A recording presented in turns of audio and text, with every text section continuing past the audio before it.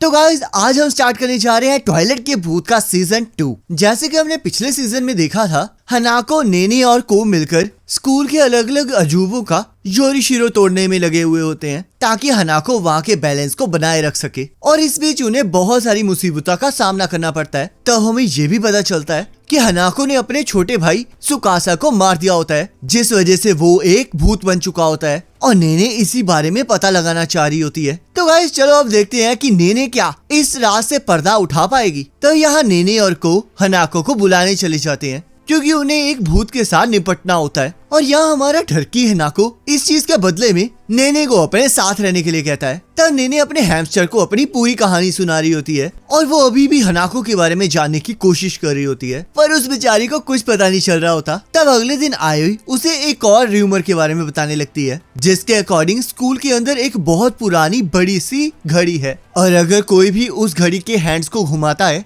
तो वो टाइम को कंट्रोल कर सकता है। पर उस क्लॉक के 3 पहरेदार हैं जो कि पास्ट, फ्यूचर और प्रेजेंट का ध्यान रखते हैं और अगर कोई भी उनकी परमिशन के बिना उस क्लॉक को टच करता है तो वो उस पर्सन की बची हुई जिंदगी का सारा टाइम ले लेते हैं। तब नेने ये सुनकर फिर से डरना स्टार्ट कर देती है क्योंकि अब तक आयोई ने जो भी रूमर्स फैलाए होते हैं वो सभी सच हो चुके होते हैं और बेचारी नेने हमेशा उसमें फंस जाती है। तब आयोई नेने को कुछ बताने लगती है, पर तभी उनकी क्लास में एक अजूबा होता है और उनकी क्लास खंडर में कन्वर्ट हो जाती है। तब नेने को अपने फ्लावर को देखकर पता चलता है कि उस क्लासरूम का टाइम आगे बढ़ चुका है क्योंकि वो फ्लावर बहुत ज्यादा बड़ा हो चुका होता है और वो इसके बारे में हनाको को बताती है। तब को भी वहाँ पर भागा भागा आ जाता है क्योंकि उसके दोस्तों का टाइम भी आगे बढ़ चुका होता है, जिससे कि हनाको को पता चल जाता है कि इसके पीछे पहले अजूबे 3 क्लॉक कीपर्स का हाथ है। तब हमें पता चलता है कि उन तीनों कीपर्स के पास अलग अलग पावर्स हैं, जिसमें से पहला काकू है जो कि टाइम को पास्ट में लेकर जा सकता है, दूसरा गेंजाई है जो कि टाइम को स्टॉप कर सकता है और तीसरी मिराई है जो कि टाइम को तेज कर सकती है। तब वो सभी लोग उस पहले अजूबे को ढूंढने निकल जाते हैं, पर हम देखते हैं हनाको को इसके बारे में कुछ भी नहीं पता होता, जिस वजह से वो लोग पागलों की तरह पूरे स्कूल में घूमना स्टार्ट कर देते हैं। तब को हनाको को मारने लगता है क्योंकि हनाको सारे अजूबों का लीडर है, पर फिर भी उसे अपने पहले अजूबे के बारे में नहीं पता। तब हमें पता चलता है कि हनाको को पहले अजूबे के बारे में इसलिए नहीं पता है क्योंकि उन्हें हनाको के ठरकपन के बारे में पहले ही पता लग गया था, जिस वजह से उन्होंने हनाको को वहाँ आने से मना कर दिया। तब हनाको को याद आता है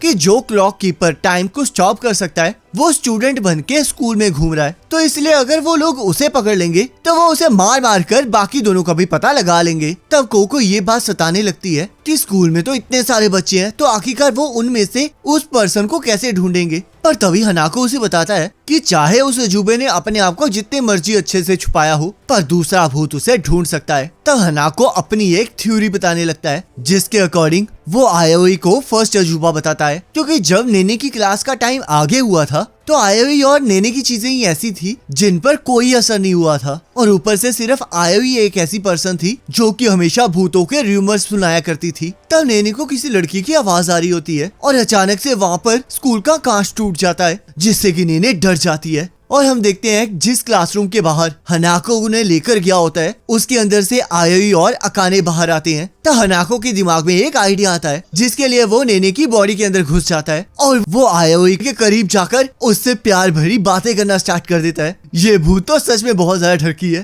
तब नेने की सोल ये सब कुछ देख रही होती है और उसे हनाको का ये काम बिल्कुल अच्छा नहीं लग रहा होता। तब अकाने नेने को अपने प्यार के इतने करीब देखकर जलने लगता है और नेने को उठाकर वहाँ से भाग जाता है और छत पर जाकर रोना स्टार्ट कर देता है। तब हमें पता चलता है कि बचपन से लेकर अब तक अकाने ने आयोई को पाने के लिए बहुत मेहनत की होती है, पर आयोई फिर भी उसके प्रपोजल को एक्सेप्ट नहीं करती और हम देखते हैं वो कुल मिलाकर अकाने को 3624 बार प्रपोज कर चुका होता है। इस बेचारे को कोई तो बताओ कि इसका कट रहा है। और मैंने अभी कैलकुलेशन करके देखा कि ये तो पिछले 10 सालों से रोज प्रपोज कर रहा है। और हम देखते हैं यहाँ हमारा आशिक सीरियस हो जाता है और नेने को डराना स्टार्ट कर देता है, पर नेने आयोई का मजाक उड़ाने लगती है, जिस वजह से अकाने उसे थप्पड़ मारता है, जिस वजह से हनाको नेने की बॉडी से बाहर आ जाता है। तब अकाने ये पता लगाने लगता है कि नेने आयोई का कौन सा सीक्रेट जानना चाहती है और नेने उसे बताती है कि आयोई को देखकर ऐसा लग रहा है जैसे कि वो कुछ छुपा रही है, जिस वजह से वो उस चीज के बारे में जानना चाहती है। तब अकाने भी इसमें नेने की मदद करने के लिए मान जाता है क्योंकि वो खुद ये जानना चाह रहा होता है कि इतने टाइम से आयोई परेशान क्यों है और अगर एक लड़के की वजह से ऐसा है तो वो उसे इस दुनिया से टपकाना चाहता है तब ये बातें सुनते ही उन तीनों की फट जाती है और वो सभी लोग मिलकर आयोई पर नजर रखने लगते हैं। तब अकाने देखता है कि स्कूल के बहुत सारे लड़के आयोई को प्रपोज कर रहे होते हैं, जिस वजह से वो एक एक करके सभी को ठिकाने लगाने लगता है।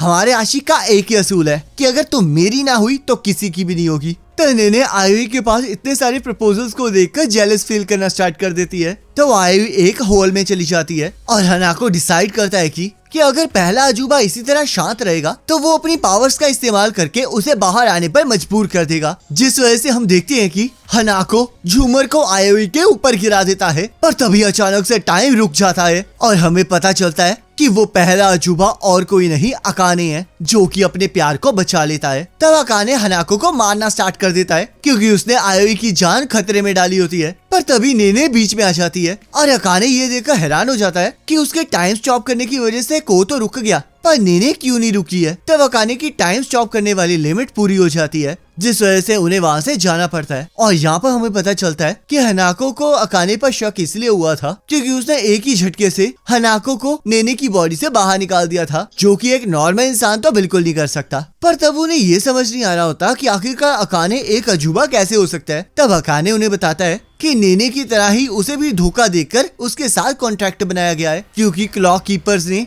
आयोई को खतरे में डालकर अकाने के साथ डील की होती है, जिस वजह से अकाने को भी एक क्लॉक कीपर बनना पड़ता है। और अब अकाने सिर्फ एक दिन में 5 मिनट के लिए 3 बार ही टाइम रोक सकता है और उसका ये कॉन्ट्रैक्ट तब तक है जब तक वो ग्रेजुएट नहीं हो जाता। तब हमें ये भी पता चलता है कि जब अकाने ने चश्मा पहना होता है तब वो किसी भी भूत को नहीं देख सकता और यही वो कारण होता है जिस वजह से उसने अभी तक हनाको को नहीं देखा होता। और तब अकाने हनाको के वहाँ आने का कारण पूछता है। तब यहाँ हम देखते हैं पूरे स्कूल का नक्शा ही बदल चुका होता है क्योंकि मिराई ने सभी के टाइम को आगे कर दिया होता है और अकाने उसे पकड़ने की कोशिश कर रहा होता है। तब हनाको इसका कारण पूछने लगता है और अकाने बताता है कि क्लॉक कीपर मिराई भाग चुकी है और अब वो जिसको भी हाथ लगा रही है उसका टाइम बढ़ रहा है और यही वो कारण है जिस वजह से उसे हमेशा बाउंड्री के अंदर कैद करके रखा जाता था, पर अब वो भाग चुकी है, जिस वजह से स्कूल के अंदर ये कांड चल रहे हैं। तब हनाको मिराई को पकड़ने के लिए अकाने को उसके साथ काम करने के लिए कहता है, पर अकाने इस चीज के लिए मना कर देता है क्योंकि उसे भूत बिल्कुल पसंद नहीं होते। तब नेने उसे समझाने लगती है कि हनाको कोई बुरा भूत नहीं है, जिस वजह से अकाने उसे याद दिलाता है कि हनाको ने एक कत्ल किया है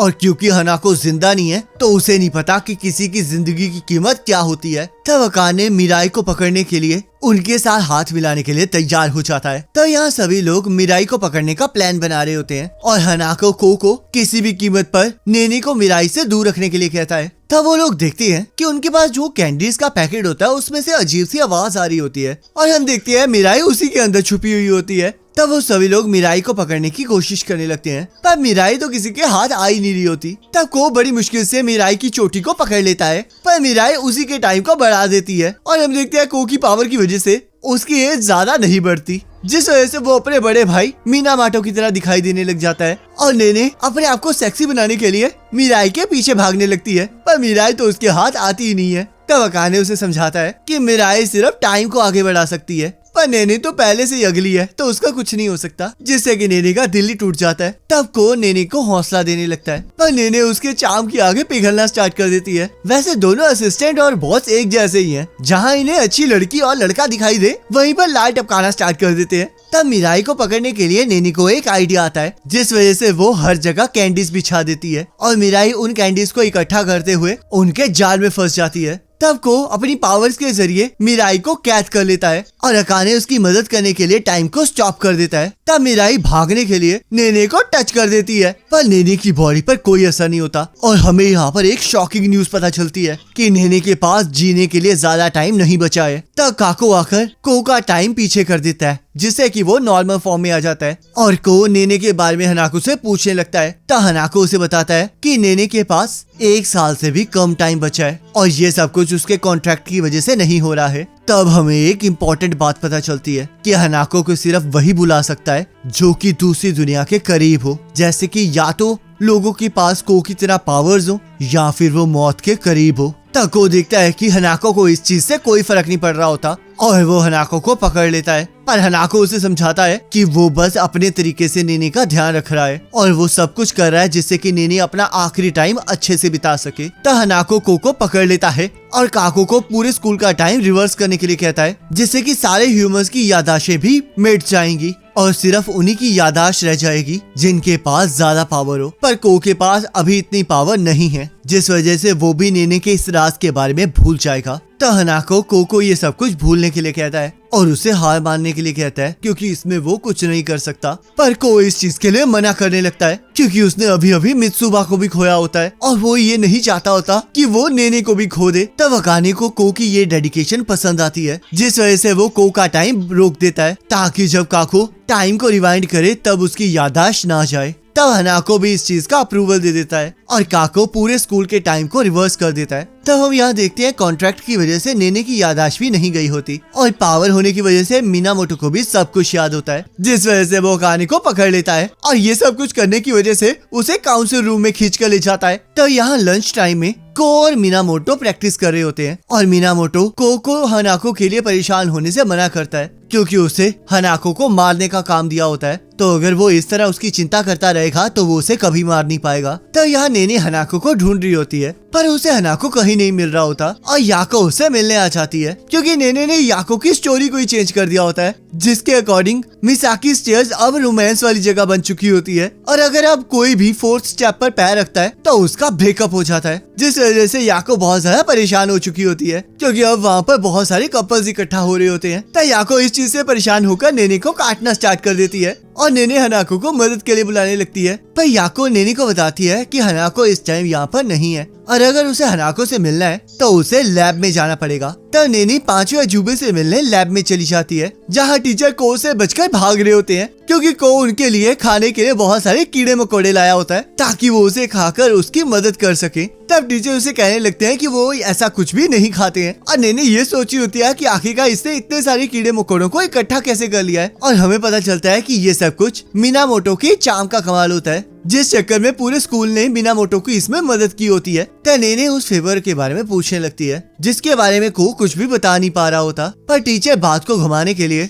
नेने को बताते हैं कि को वहाँ पर अपने करियर के बारे में पूछने आया होता है और नेने उनसे हनाको के बारे में पूछने लगती है क्योंकि उसे हनाको को बहुत इंपॉर्टेंट चीज बतानी होती है और उससे ये भी पूछा होता है कि पहले अजूबे के योरीशिरो को ऐसे छोड़ देना सही रहेगा। तो टीचर को ये सुन के काफी अच्छा लगता है कि नेने हनाको की इतनी ज्यादा चिंता करती है और वो उसे बताते हैं कि हनाको इस टाइम गार्डन में है। तब को नेने को बताता है कि अगर कभी भी नेने को उसकी जरूरत पड़ेगी तो वो हमेशा उसके साथ खड़ा रहेगा, तो इसलिए नेने जब भी चाहे उसे याद कर सकती है, जिसके लिए नेने हाँ कहती है और थैंक यू कहकर वहाँ से चली जाती है। तब हमें पता चलता है को वहाँ पर नेने के फ्यूचर के बारे में पूछने आया होता है ताकि वो उसे चेंज कर सके। तो टीचर उसे समझाती है कि वो चाहे जो मर्जी कर ले पर वो फिर भी फ्यूचर को चेंज नहीं कर सकता। तो टीचर को नेने का आज का फ्यूचर बताते हैं और हम देखते हैं उसमें ये लिखा होता है कि आज नेने और हनाको किस करेंगे, जिसे देखकर को हैरान हो जाता है और उन्हें रोकने के लिए भागने लगता है। तब नेने को हनाको गार्डन में भी नहीं मिलता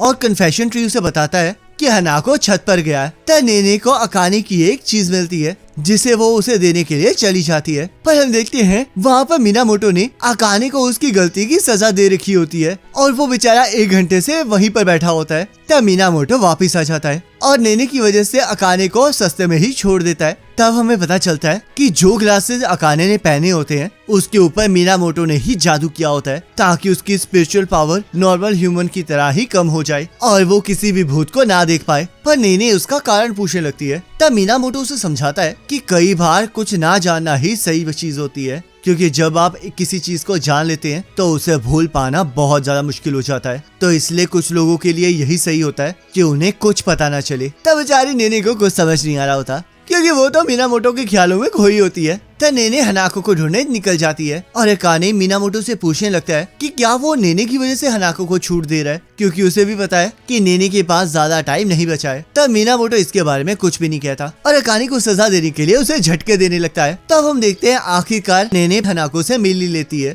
और वो हनाको को ये बताने आई होती है कि उसे एक लव लेटर मिला है, पर हनाको अपने ख्यालों में खोया होता है। तब नेने पहले अजूबे के योरीशिरो को तोड़ने के बारे में बात करने लगती है क्योंकि उसे लगता है कि शायद हनाको उस वजह से परेशान परेशान है, पर हनाको इस चीज के लिए भी मना कर देता है। तो इसलिए उसे समझ नहीं आ रहा होता कि आखिरकार हनाको किस चीज को लेकर परेशान है। और नेनी को याद आता है कि पिछली बार हनाको ने उसे चीयर करने के लिए किस की थी, जिस वजह से वो भी यही सोचने लगती है और हनाको की गाल पर किस कर देती है, जिस वजह से हनाको शर्माना स्टार्ट कर देता है और हनाको उसे गले लगाकर उसके साथ फ्लर्टिंग स्टार्ट कर देता है। तो हनाको नेनी को कुछ बताता है और को उन दोनों की किस को रोकने के लिए वहां आ जाता है, पर बेचारे की टाइमिंग बहुत लेट होती है और हम देखते हैं बेचारी नेने पानी पानी हो चुकी होती है, क्योंकि जो लव लेटर उसे मिला होता है वो आईओई के लिए आया होता है। और इसी के साथ ये एपिसोड खत्म हो जाता है। अब नेक्स्ट एपिसोड का लिंक आपके स्क्रीन पर आ रहा होगा, उस पर क्लिक करके अगले एपिसोड को देख सकते हो।